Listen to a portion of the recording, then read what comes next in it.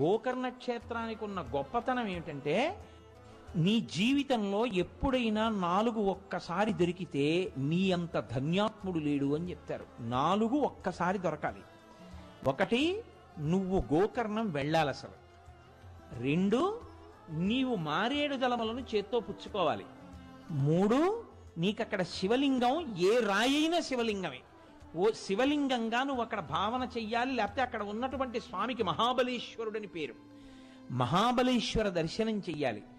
నీ అదృష్టమైతే అది కృష్ణ చతుర్దశి అయి ఉండాలి. అంటే మాస శివరాత్రి కానీ మహాశివరాత్రి కానీ అయి ఉండాలి.